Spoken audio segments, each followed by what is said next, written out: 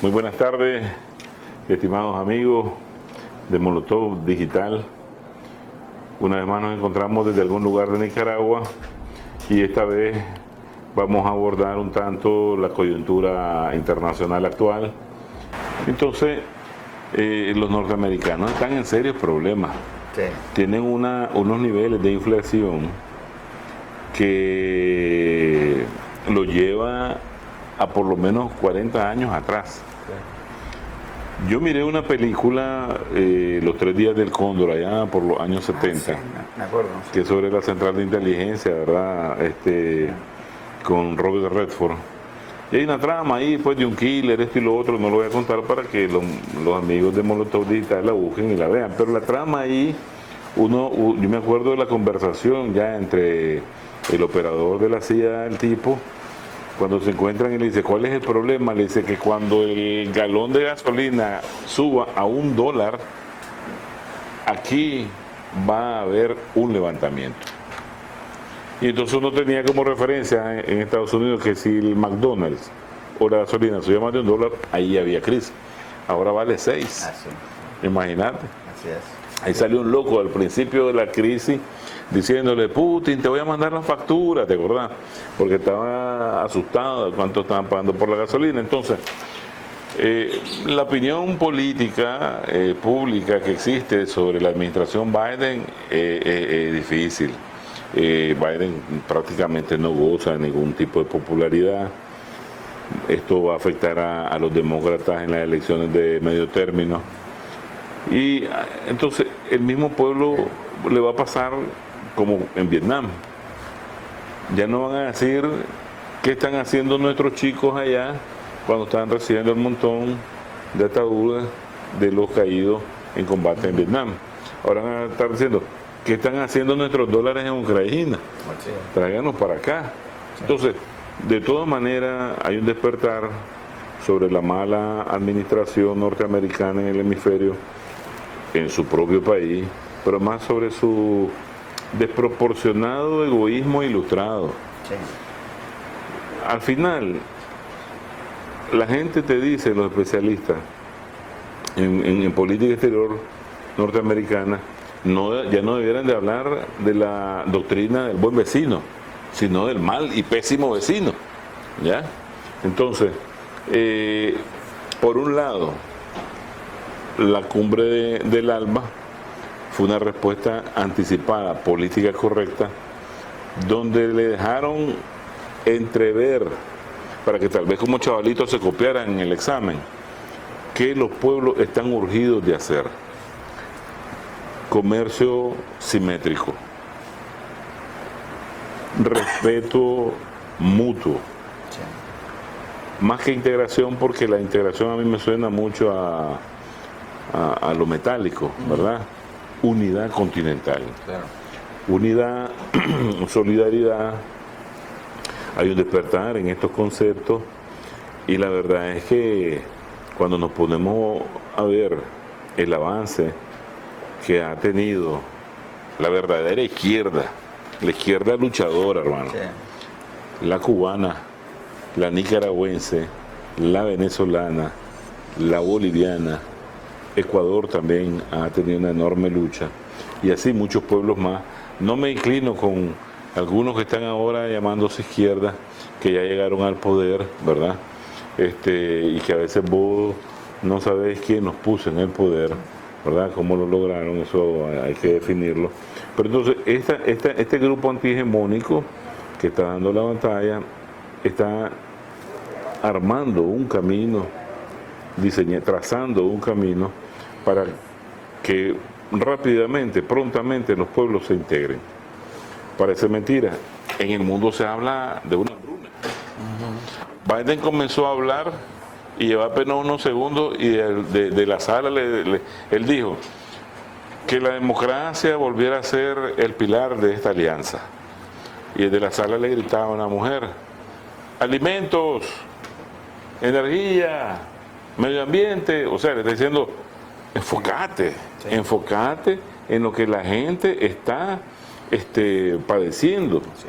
No te hagas el sordo, el mudo, el ciego. como se salió ahí este senador de Texas, republicano, Ted Cruz, donde le están diciendo que por qué en Estados Unidos es el único lugar en el mundo donde esas masacres ocurren de manera permanente. Lo que el periodista le insinuó en varias preguntas es mencionar que hay que modificar la enmienda que te permite a vos tener las armas que vos querrás.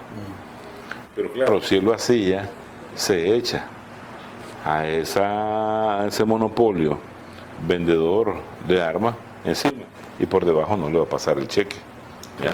Porque eso sucede, es parte de la corrupción interna. Bueno, casualmente que en existe. estos días salió el hijo de él. Sí, Salieron más fotos del hijo de él con una prostituta en un hotel, drogado y con armas, desnudo y con armas, ¿no? Que además ya es un caso crónico, claro. pues, el caso del hijo de Joe Biden, Sí. que además tiene amplísimos intereses gasíferos en Ucrania. así es, y muy ligado a los laboratorios biológicos, ¿verdad? Que ellos lo ven como También, un negocio. así es. Entonces, pero también AMLO, López Obrador, está incriminando a Ted Cruz y al chaparrito, senador de Miami, Sí, Marco Rubio, de que ahí tiene un montón Sí, claro. de documentos ligados a la corrupción proveniente de la venta de armas. Sí. Entonces, hablemos un poco de esas masacres que han habido últimamente, que prácticamente una tras otra, y uno no sabe cómo analizarla, porque a veces vos preguntás, ¿quién fue el tirador? Un latino. ¿Quién fue el tirador? Un afrodescendiente. Porque ellos juegan ahí con la minoría. Y como los Estados Unidos es un polvorín Sí. en la actualidad, ¿verdad? Ahí hay muchos elementos para que esa pólvora inmediatamente está ahí, se encienda. Todo el mundo, cuando te digo todo el mundo, todo el planeta está hablando en el campo estudioso hasta de una guerra civil. Y no es nuevo, eso ya tiene varios años. Entonces, como que se están colocando todas las estrellas, se están alineando todas las estrellas para que ahí de repente haya algo y muy grande. Sí, además hay toda una polarización espantosa, sobre todo entre republicanos y demócratas, pero cuidado, el mismo Biden ha perdido mucho apoyo entre los mismos demócratas, ¿no? Y entre los mismos latinos y incluso entre la población negra, Claro. pero lo que voy es que o sea, hay una sobrepolitización de la población y es una politización sumamente polarizante, ¿no? Entonces, si vos en una discusión, en determinados círculos, decís una cosa que no cae bien, te dejan de hablar, te cancelan o te dicen de todo. Te lo digo porque yo regularmente encuentro gente que viene de la solidaridad, ¿no? De Estados Unidos, también de Europa, ¿no? Regularmente, ¿no? Encuentro grupos de gente y casi siempre me dicen, mira, aquí en Nicaragua nosotros podemos hablar más libremente, ¿no? Si las cosas que nosotros estamos platicando ahorita yo las fuera a decir entre mis amigos allá en Estados Unidos, pero es que me retiran la palabra, ¿no? Claro. Entonces, el problema es que, o sea, crearon toda una situación con toda esta contradicción, con digamos, el trumpismo, ¿no? Y el globalismo, ¿verdad? Porque hay que decir que de los globalistas hay, por ejemplo, muchos de la vieja guardia republicana que están también en el mismo campo prácticamente, o sea, Bush y toda esa gente, ¿no? Están prácticamente en el mismo campo que los Clinton y, ¿no? Los Biden y toda esta otra gente, ¿no? Mientras que Trump, que no es ningún pobrecito, es un supermillonario, ¿verdad? Pero él no es el que tiene el poder en el estado profundo de Estados Unidos, eso tenemos que estar claros. Claro.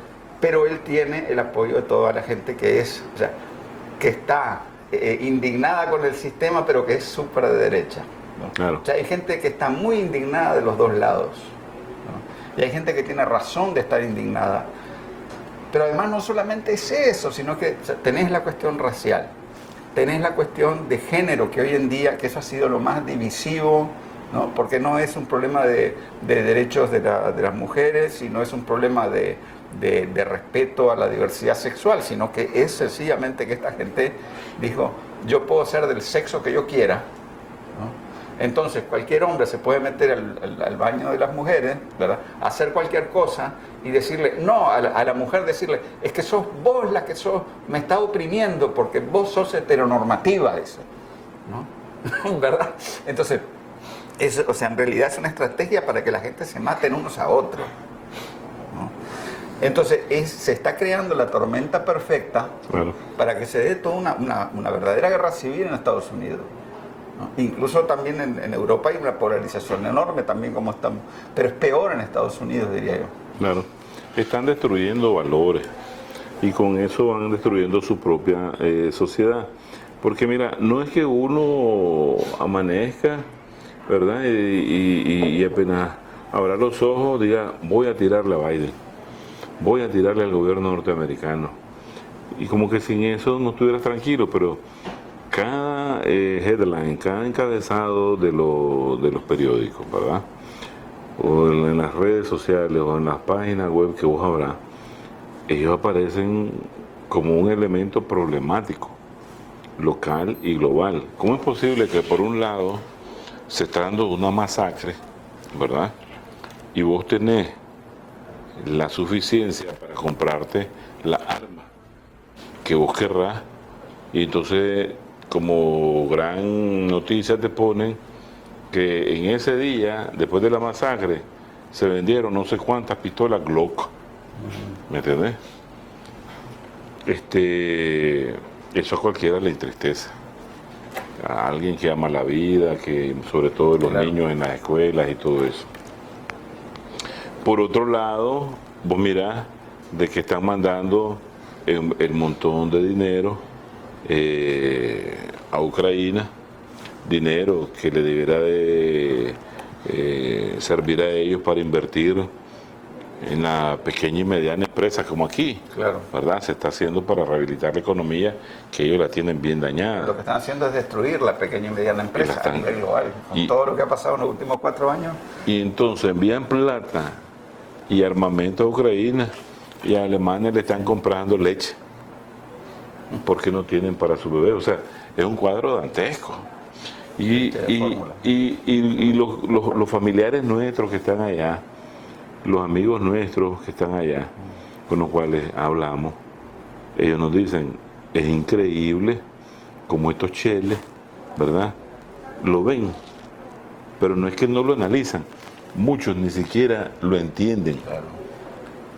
Y otros ni siquiera lo ven, ni lo pueden combinar en un análisis, porque están locos por ir a ver la película que ahorita se va a estrenar sobre el Hombre Araña, sí, sobre Top Gun 2, ¿me entendés?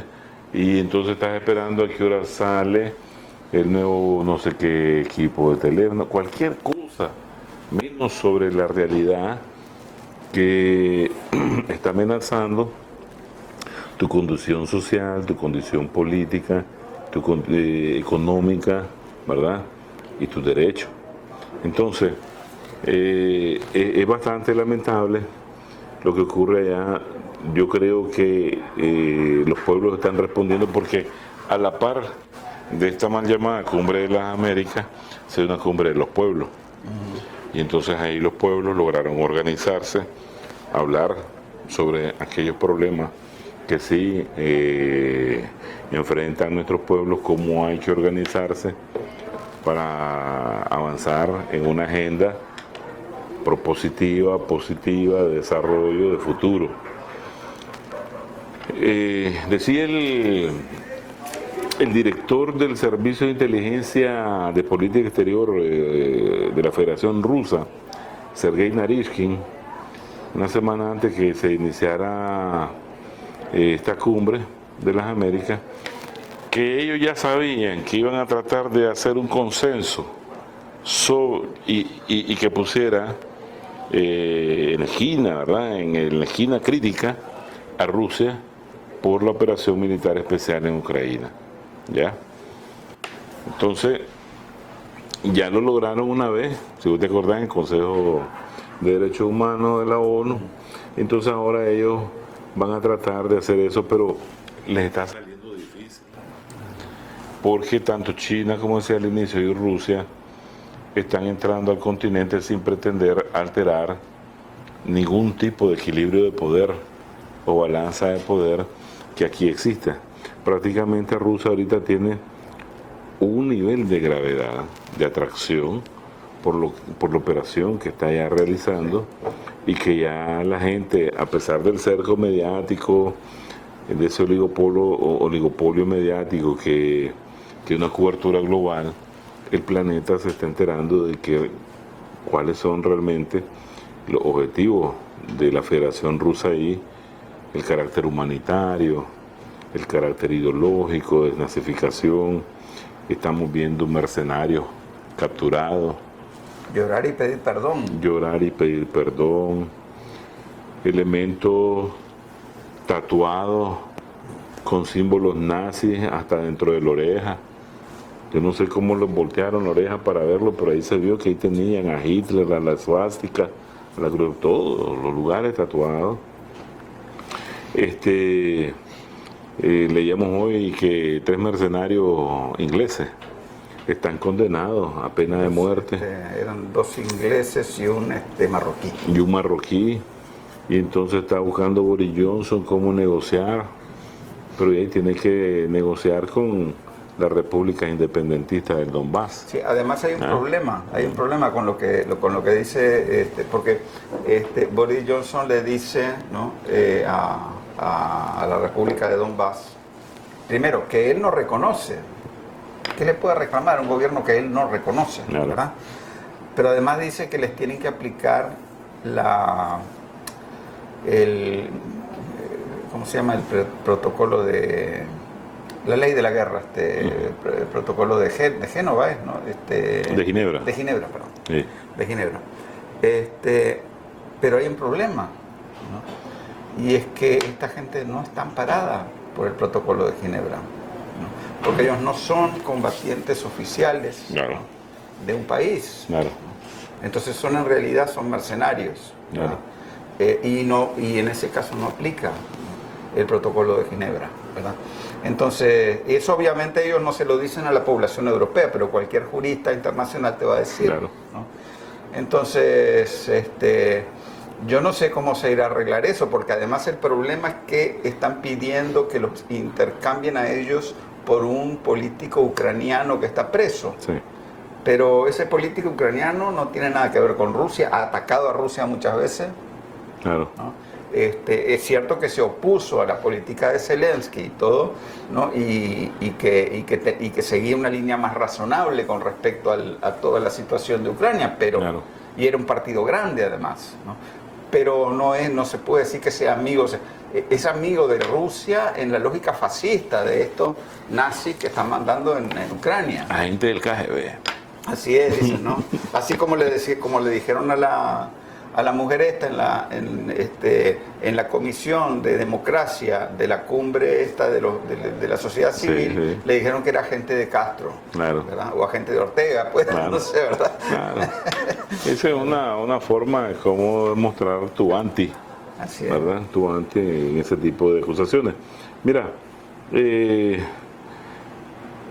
hay ya más de 100 días de guerra desde el 24 de febrero, de que inició esa operación. Mucha parte del territorio oriental de la Ucrania ha sido liberado.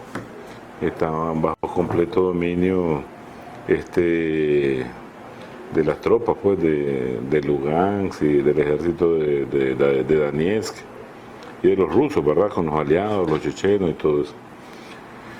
Pero sin embargo yo veo que, claro, algunos militares de alto rango, general teniente, generales mayores, con bastante experiencia, han publicado de que esa guerra ya está perdida. El mismo Kissinger anda buscando cómo, en la reunión de Davos, insinuó que comenzaran mejor las negociaciones. se destaca mucho el poderío de fuego que emplea el ejército de la Federación Rusa, sobre todo en materia de artillería reactiva, la aviación.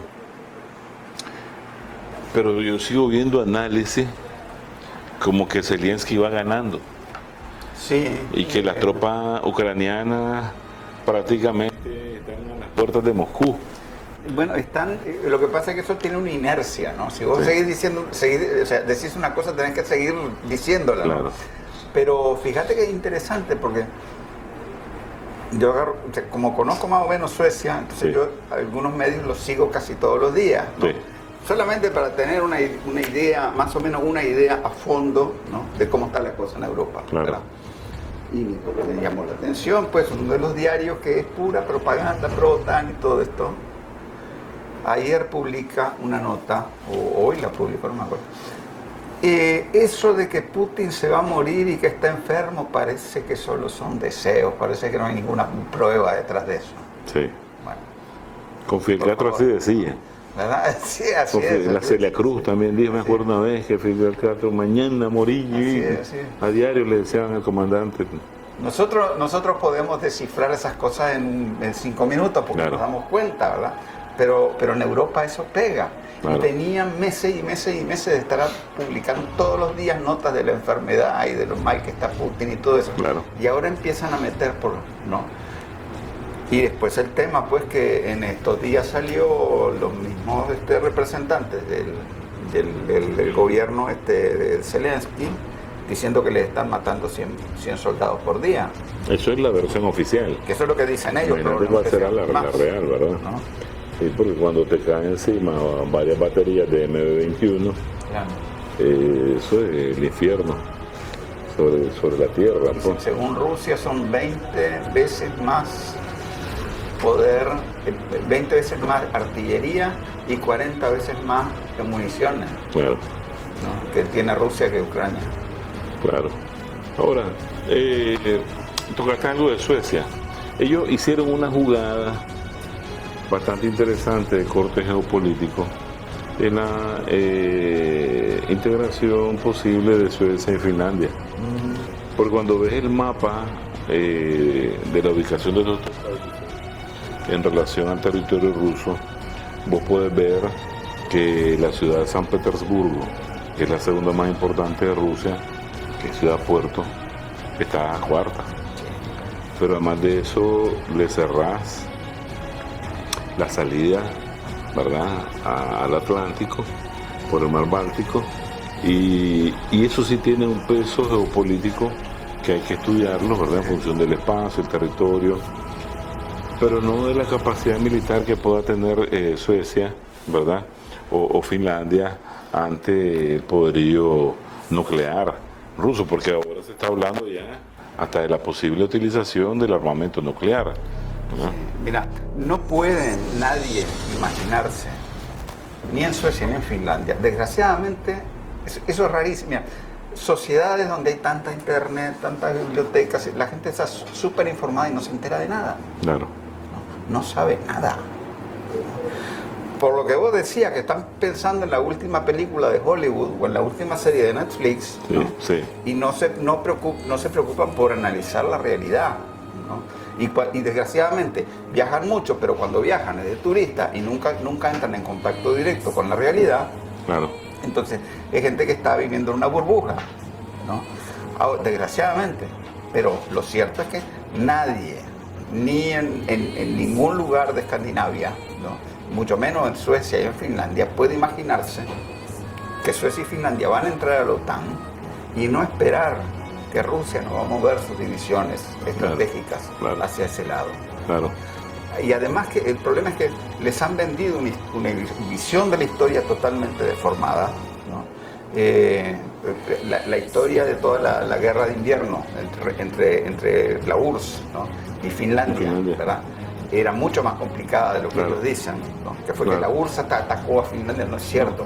La URSS se reunió con Finlandia y le dijo, mire, les vamos a ofrecer un trato, les damos estos cientos de kilómetros más de lo que ustedes tienen, ¿no?, a cambio de que no se nos acerquen mucho a nuestros intereses estratégicos.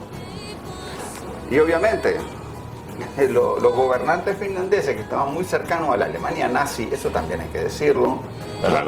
Claro. Y estaban muy cercanos, todavía con la memoria muy fresca, de su apoyo al bando blanco en los primeros años de la Unión Soviética, Claro. ¿no?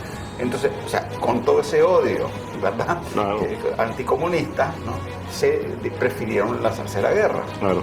¿No? Y, o mejor dicho, rechazaron esa propuesta y entonces dijo la Unión Soviética, bueno, entonces lo que querés es hacerme la guerra. O sea, mejor yo me adelanto a las situaciones, Claro. ¿verdad? Y hago una invasión, ¿no? Bueno, a lo que voy, ¿no? Es que, o sea, todo eso y lo que llegó después, la caída de la Alemania nazi, ¿no? Y el hecho de que Rusia, o sea, la URSS, ¿no? Dijo, miren señores, mucha tranquilidad, usted Finlandia tiene que ser neutral. Y Finlandia dijo, sí, tenemos que ser neutrales. Claro. ¿Verdad? Y Suecia, que jugó un papel muy oportunista en la Segunda Guerra Mundial, ¿no? Dijo, sí, nosotros, claro, somos garantes de la neutralidad. Pero el problema es que le hicieron olvidar todo eso a la gente. Claro.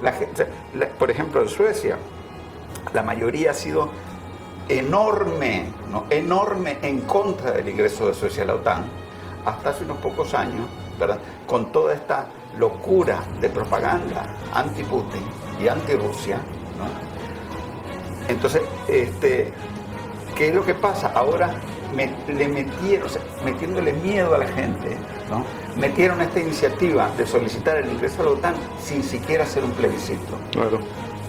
Ya venía un movimiento bastante profundo de la derecha en toda Europa y también en los escandinavos.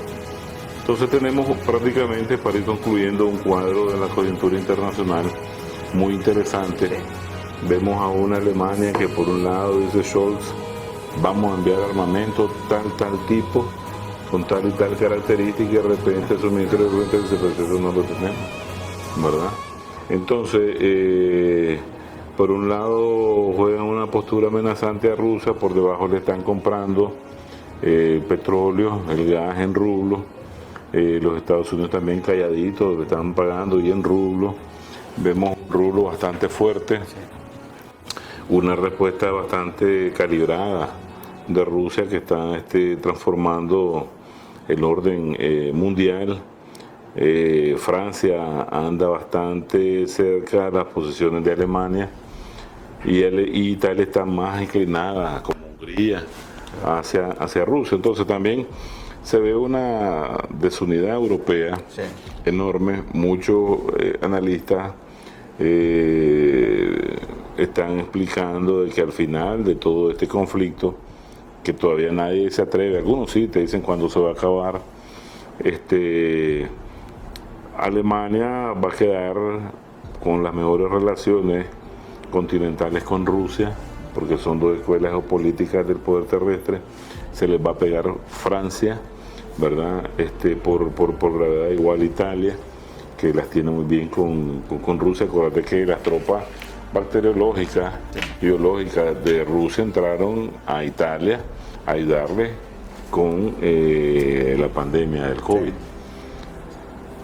Hay cosas ahí que no todo el mundo las maneja, y que al final inclusive se está hablando, si la crisis se incrementa, hasta de la desaparición de la OTAN. Estamos viendo que esta es una operación de corte de planeación estratégica, que al inicio del conflicto nadie te podía asegurar que íbamos a estar viviendo situaciones o viendo situaciones de crisis, porque nosotros en el buen gobierno estamos bien, los europeos están muy mal, tienen escasez, desempleo.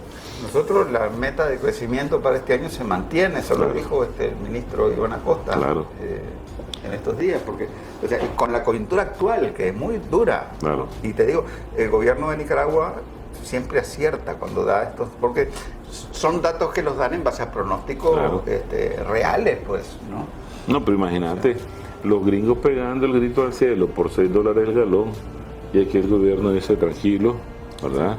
Mantenemos el precio relajado, todo el mundo haciendo lo que tiene que estar haciendo por la construcción de la patria.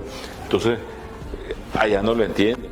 Así es. Y te llaman y te dicen, explícame cómo es eso, porque si yo aquí no pago, no es hecho gasolina. Entonces le digo, ya, si ya mira que la situación está crítica, a pie o en el bus. Sí, ¿verdad? claro. Porque entonces Pero nosotros... también, por ejemplo, nosotros aquí cambiamos la matriz energética. Claro. Hemos disminuido la dependencia del petróleo. Claro. Y la otra cosa, pues, que aquí el 90% de la comida y esa es otra cosa. Se produce aquí. Y esa es otra cosa. La salud, con la mayor red de hospitales en Centroamérica, ¿verdad? Fortaleciendo la educación, pero también para el 24, 25 tenemos asegurada valga la redundancia, la seguridad alimentaria. Eso es, por eso es que los gringos están preocupados con nosotros y con los cubanos y con los venezolanos. Ya viste que llegaron a ellos a buscar ahí cómo hacer negocios con el petróleo que tienen, que no tienen abundancia. Entonces, ante una coyuntura como la que estamos nosotros analizando hoy, el liderazgo es importante. Depende del liderazgo de cada país, así va a ser como ese país va a llegar a un puerto seguro. Y hasta ahora nosotros tenemos un capitán que marcha acertado y nos está llevando en un mar de crisis global a puerto seguro. Esto es importantísimo porque el mundo está hablando de hambruna. Se reunieron ahí en la conferencia con Turquía para ver la salida del trigo. África está en peligro, los mismos europeos están en peligro, el pan francés famoso está en peligro. Turquía tiene una inflación del 70% y hay otro país, el Líbano, tiene el 90%. No, y mira, Turquía con Erdogan ahí, que él es bien hábil, tiene serios problemas. Además no todos ahí son turcos, es una nación multicultural. Y entonces está allá tirando luces rojas como un país problema. Y él tiene muchos problemas inclusive con Suecia, sí, que le está mandando las armas a los kurdos, ¿verdad? El Kurdistán.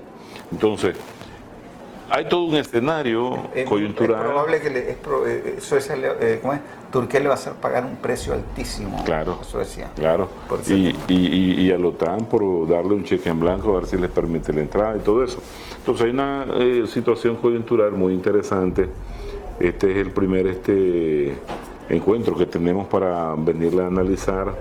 Estamos punteando apenas temas, ¿verdad? Que después podemos establecer uno o dos principales. Lo importante es que la conferencia de la América nació muerta, no va a tener ningún impacto, no se compara en nada con los resultados positivos que tuvo nuestra cumbre del ALBA, ¿verdad? La unidad continental sigue avanzando y en el caso nuestro vamos por buen camino, vamos con éxito y vamos con confianza en el futuro, aun cuando sabemos que el mundo está en crisis, ¿ya? Entonces, agradezco, hermano. Bueno, gracias, y a ustedes, amigos de Molotov Digital, gracias por seguirnos y siempre desde algún lugar de Nicaragua con ustedes compartiendo la coyuntura internacional. Hasta la próxima. Mi causa es la causa de mi pueblo, la causa de América, la causa de todos los pueblos oprimidos.